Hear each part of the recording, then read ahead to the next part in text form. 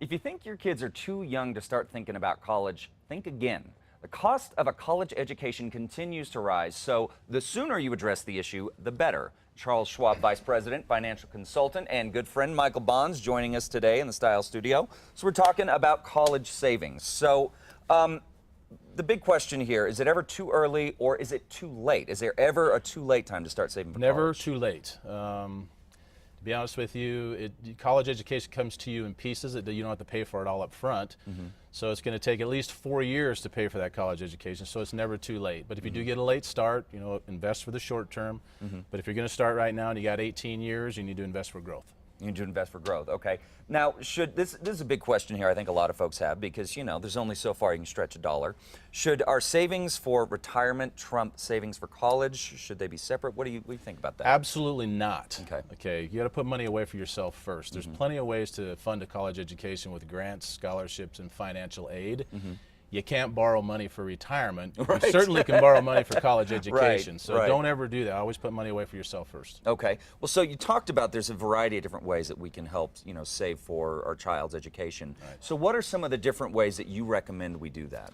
Well, let's kind of go through the different kinds of accounts. I mean, you could have a simple savings account, but that's probably better suited for like a rainy day fund because you don't get much interest on those. They don't keep up with the cost of living or inflation. You can invest the money in brokerage accounts, but you don't get any tax benefits from that. As a matter of fact, when you sell something for a capital gain, you're going to have to pay the government a portion of that. Gotcha.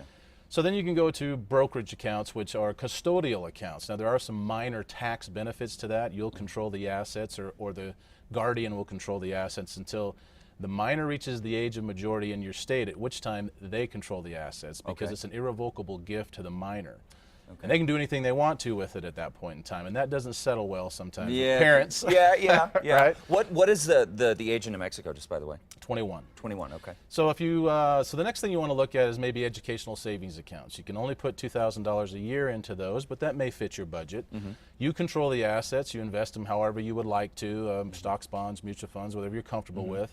And when the child reaches 18, you can either turn it over to them or you can continue to manage it on yourself. The plus is that it's all gross tax deferred and the assets come out tax free if you use it on qualified education. Okay. The next thing you want to look at, and probably the one that most people are familiar with, are 529 plans. Now, most states in the union offer these plans. Some of those plans have tax benefits by way of contributions can be deducted.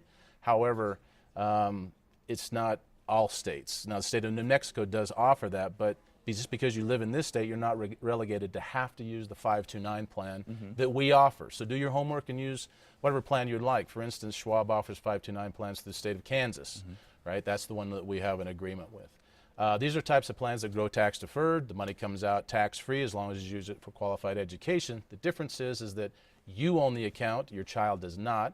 So you can pass it from one child to the next. You can pass it from one grandkid to the next.